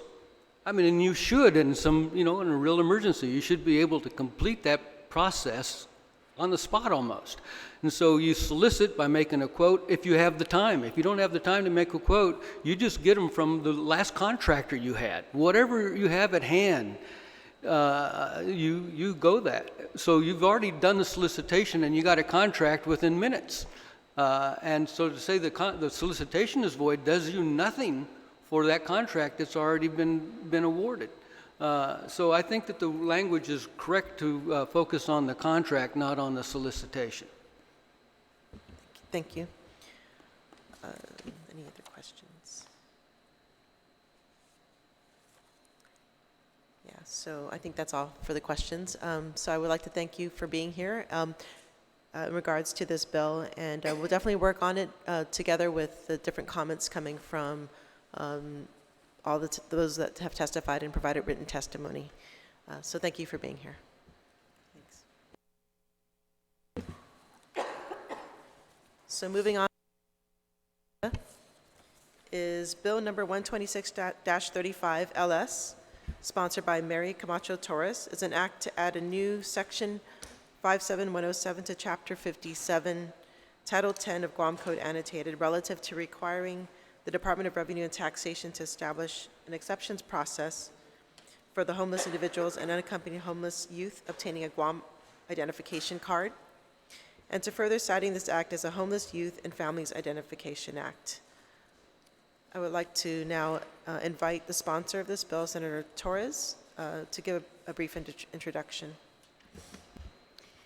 Thank you, Madam Chair. It's always difficult to be the last in line, but I will describe the bill as thoroughly as I can so that it leaves little question for those who may wonder what Bill 126 is about. Madam Chair, Bill 126 aims to eliminate a major barrier for Guam's homeless population by making it easier for them to obtain the identification they need. As introduced, the measure would require the Department of Revenue and Taxation to implement an exceptions process for homeless applicants unable to meet the department's established criteria, specifically the fee and proof of residency requirement. But before discussing the mechanics of the bill, Madam Chair, I think it's imperative to establish why this type of policy is necessary and of legitimate government interest. Put simply, without ID, most homeless can't get the help they need. Valid identification is essential to carrying out basic but essential life tasks like getting a job, opening a bank account, signing a lease, or accessing other critical services. And despite the tireless efforts of our service providers, we have seen an increase in homelessness over the past few years. Preliminary data from Guam's 2019 homeless count shows that there are 873 homeless people on island, and these were just the individuals that they could identify that day. This climb is coupled with an increasing number of Guam's homeless who can't get a job or access basic services because, among other obstacles, they lack proper identification. According to the most recent point-in-time count report, the number of homeless individuals citing lack of identification as a barrier to employment doubled between 2017 and 2018. And so while ID is something many of us take for granted, according to the Pew Charitable Trust, not having identification can make it virtually impossible to escape homelessness. So simplifying the identification process is therefore a key component of curbing Guam's homeless population, we believe. And Bill 126 does this. It addresses this by asking the Department of Revenue and Taxation to establish a process based on two simple requirements. First, this bill requires that DRT waives the $25 fee for homeless individuals. And we've allowed for the definition of homelessness to be in line with federal policy, the Stewart B. McKinley Homeless Assistance Act, which defines homeless people as a homeless person as someone who lacks a fixed, regular, and adequate nighttime residence. Secondly, Bill 126 requires the Department of Revenue and Taxation to permit alternative verification to establish proof of residence. It does this by allowing the applicants to provide documentation from a homeless or other social service provider that would certify the individual's homeless status. Currently, there are 18 states that allow homeless applicants to submit an affidavit or certification of homeless status as proof of residence. In many of these jurisdictions, letters from homeless shelters attesting to an ID applicant's local residence are used to establish residency.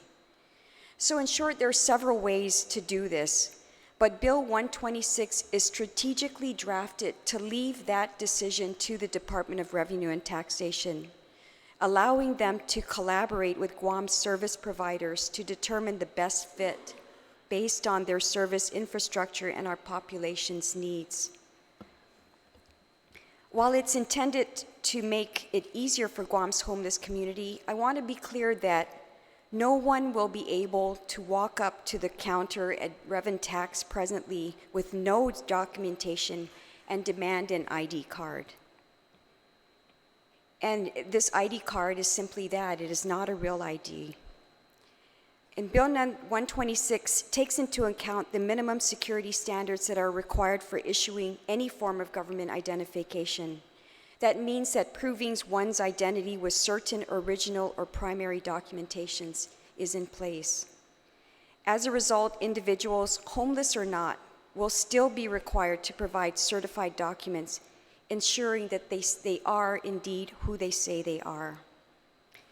Having said that, I received testimony from Guam Housing and Urban Renewal Authority, which is also appended to our packets today, advocating for, among other things, a reduction in the number of documents that a homeless person would be required to provide.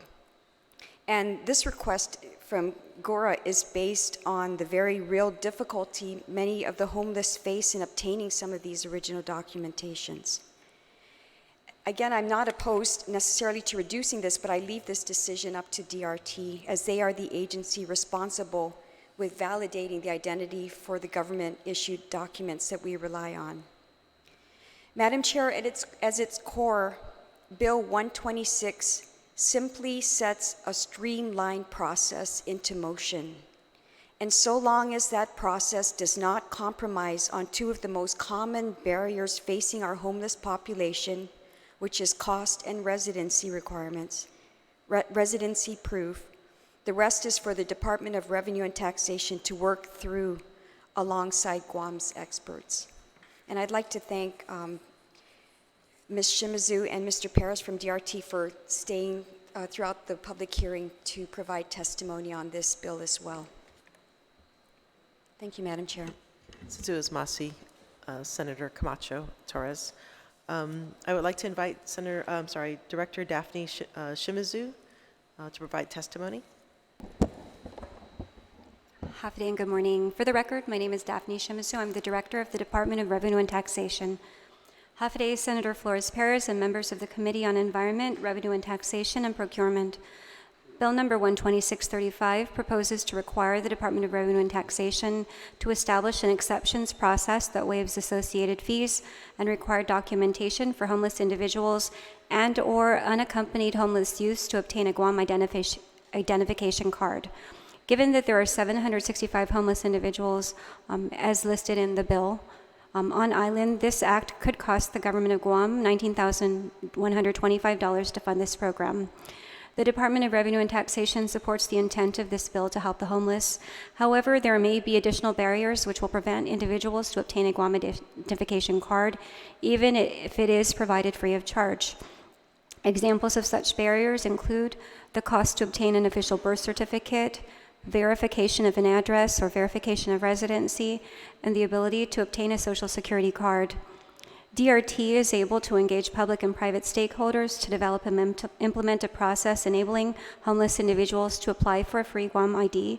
The department, however, is not capable of defining or identifying who is homeless or proving that an individual resides on Guam for at least 30 days. That legal determination and declaration will rest with another government agency or nonprofit organization. It is stipulated in this bill that the time to begin establishing this process is upon enactment. However, it may take months before it can actually be implemented, and the department recommends that additional time be granted to implement the Homeless Youth and Families Identification Act if it is passed. Thank you, Senator Flores Perez and members of this committee for this opportunity to submit testimony on this bill. Suzu's Masi. I would like to open the floor to my colleagues, Vice Chair Talina Nelson. Thank you, Madam Chair. Ms. Shimizu, I want to inquire the verification of an address or verification of residency. So the challenge we have here is we're not being able to identify homeless individuals by name. And so really, the verification of an address or verification of residency is the obstacle itself because they're homeless. So could there be a measure or another identifier that we can use for the sake of this bill? Guam has increasing numbers of homelessness, and the children are affected, and so I'd like to see something come to fruition with this bill so that we can help the homeless individuals. It's very difficult at times when they have the homeless counts to go out and meet homeless individuals, and and they do it at all hours of the day, and it's difficult to identify who they really are, who those people are, and are struggling. The counts continually change. So if we cannot have a true number and a consistent number, there's a gap that prohibits us from really helping them. So is there an identifier that we can use as an alternative for that designation? Some items that we were discussing, because we currently require mayor's verification. Actually, one item that a few items we were discussing, one is engaging the mayor's council so we could discuss with them what they may be able to provide with regards to, I guess, verifying someone's residence in their village. There are, I believe, in other jurisdictions, some documents that are allowed as well are documents from either other government agencies, perhaps like a social services agency, or even some documents from some certified nonprofits maybe, or faith-based organizations. And I think those are all possible alternatives that we will definitely look at to make sure that I guess we're able to properly address the issue of the verification of residency and address. Thank you. As well as the cost to obtain an official birth certificate and the ability to obtain a social security card, perhaps do you have any recommendations how we can address those challenges that we foresee? So when we were discussing this with regards to the social security card, of course we don't have ability to, I guess, purview over social security. But what we have done with regards to some, as I understand it, if you are already in our system, if an individual is already in our system, either in the driver's license or the ID system, then we do have a policy which allows for us to provide a temporary identification for an individual for the purpose of obtaining a social security card, but it's a temporary ID. The Guam ID is actually, it has a term of 8 years if you're an adult, 5 years if you're a minor. And so, again, if there is a need, we've seen cases where there have been a need for someone to have an ID for the purpose of getting social security numbers. Again, if they're in our system already, we allow for a temporary a temporary ID. We allow that. That's for the ID side, for the social security side. Now for the official birth certificate issue, that's something that perhaps public health can be engaged in discussing. I'm not familiar with if there are actual programs for being able to provide homeless people with, or other maybe disadvantaged individuals with some type of documentation. That's not that I'm familiar with, but we just wanted to make sure that we brought that to the table, and there's some discussion on that, because that may be another barrier. And when any time that someone comes to our organization, we're the licensing organization, but if there's issues with providing the documentation, that becomes an issue that we end up dealing with again. So we want to make sure that we brought that to the table as an item as well that perhaps the body can address. Okay, thank you. And you mentioned that in your testimony that it may be months before it can be implemented. What is your definition of months? What is that? I suppose we were thinking at least perhaps 3 months, and the reason is so, and maybe at a minimum, so that we can begin to engage maybe public health, Catholic social services, or other organizations. We definitely will need to address the issue of what type of documentation is going to be acceptable, and make sure that there's credibility to the documentation, because we also don't want to impact the credibility of the Guam identification card, because it's used to confirm your identity. Yes, I appreciate those measures that we must take for an identification card. It prevents identity theft and a lot of other issues that go with that. But I imagine that we would have to reach out to nonprofit organizations to work in collaboration with them in order to get this bill going and have a solution really concrete for those that are homeless.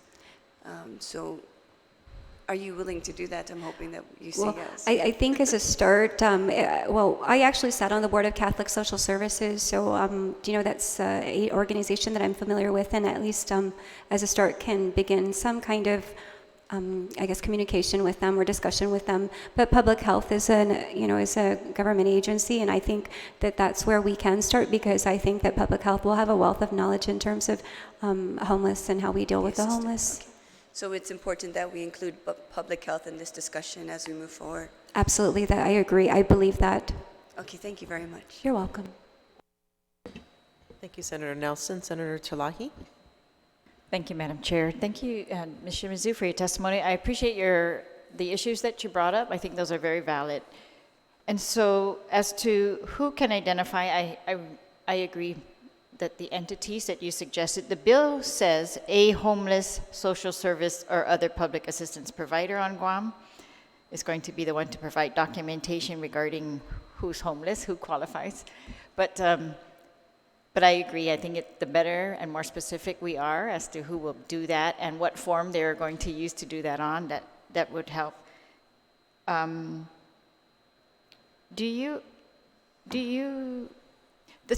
The requirements that you have listed are for a regular ID or a regular driver's license. Those are not for the real ID. They seem to be an extensive list of requirements.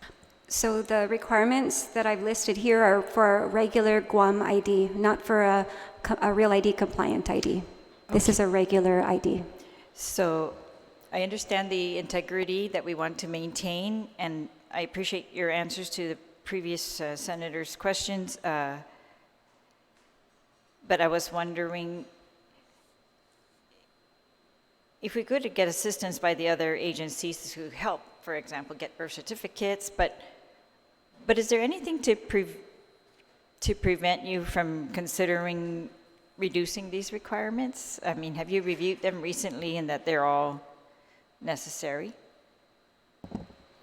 In terms of, in any industry, whether it's health industry or other industries, there's always what are called acceptable, means of identifying. And so perhaps that's something that maybe we can work with Senator Torres's office on working to research further, or our agency can. But, of course, we want to do our best to help our homeless individuals on our island, our homeless brothers and sisters. And we want to, be able to be flexible, but we really have to work the balance of being flexible versus, again, impacting the credibility of the ID. And so, we're open to different options, but in the end, we need to make sure that, again, the credibility of the Guam ID is preserved. All right, I appreciate that. Thank you very much. Thank you, Madam Chair. Thank you, Senator Talahi. Senator Moylan? Senator Luis Munia? Thank you. In the bill, it defines the age based on the Stuart B. McKinney Homeless Assistance Act of 1987.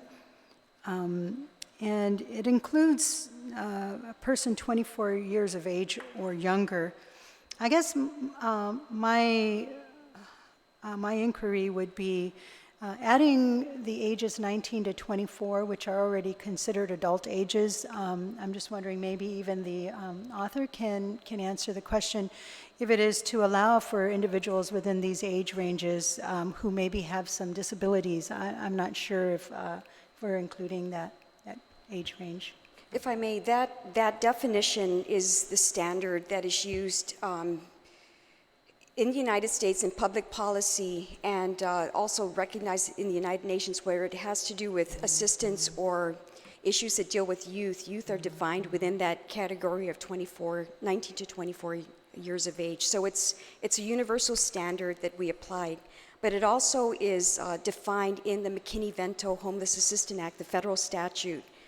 That definition of homeless youth is also contained in that. So we just followed the federal guideline as well as the UN definition of youth to include that age. Yeah, that's kind of where my question was, basically just, what the definition of youth is as it applies, I guess, to homelessness. Okay, thank you. Thank you very much. Thank you, Senator Munia. So I think this concludes our testimony. Would you like to close? I'm sorry. Yeah, if I may close, I just want to thank my colleagues as well for the questions. I want to emphasize, while we've discussed barriers here today, what we're really looking at in Bill 126 is opportunities, and the difference between a person without identification or practical means to get identification versus a person with identification is almost night and day. hope and despair. Some people have, in a lot of literature, have said it's the difference between life and death.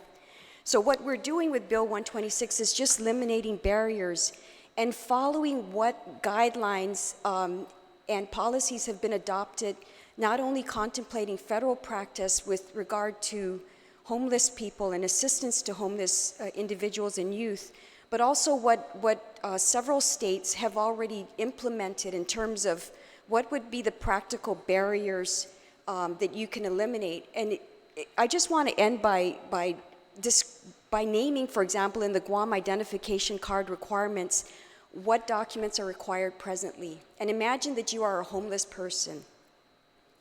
And a homeless person is anybody that doesn't have a roof over their head every night, that they sleep in cars, they sleep in shacks, they sleep in abandoned buildings, they shack up with family members, multiple families to a dwelling. It could be a myriad of circumstances that define homelessness.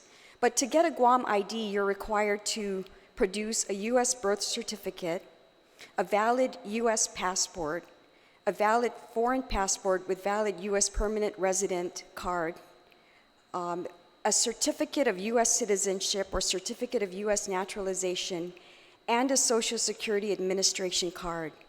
Now imagine, in addition to that, you also are required to have a certification from a mayor's office that you're a resident of the area and submit a $25 fee.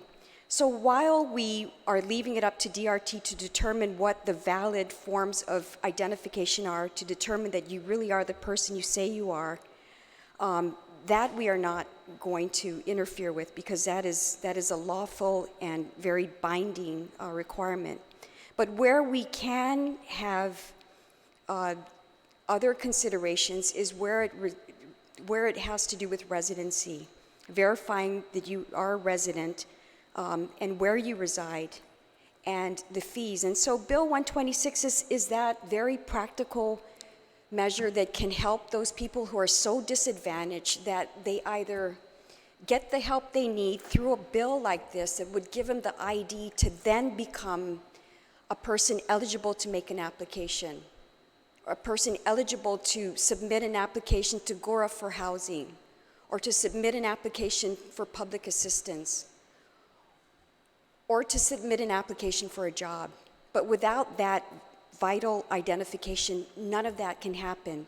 And without them having these requirements, they can't get the ID. So we're in a catch-22. And what Bill 126 does is it helps eliminate that catch-22. It gives a little bit of an exception to allow a person to then move on towards getting their ID and getting on with their lives. So I look forward to working continuously with Department of Rev and Tax, because it is you that's entrusted to come up with the parameters. And I believe that all the concerns that we had in terms of working with other agencies who can verify residency, working with other agencies who can waive fees, those are not things that are not already done and can be extended to this program as well. But I think at the very least, I encourage my colleagues and others to consider why this is an important thing that we finally address, because this is the beginning of hope for so many people who are now otherwise hopeless in our community. But thank you, Ms. Shimazu, very much for your work and for your collaboration on this bill as well. Sizus Masi. Thank you. Thank you so much to my colleagues and to those who have come here to testify for this public hearing. It is now 11:05, and this Committee on Environment, Revenue, Taxation, Procurement is now adjourned. Sizus Masi.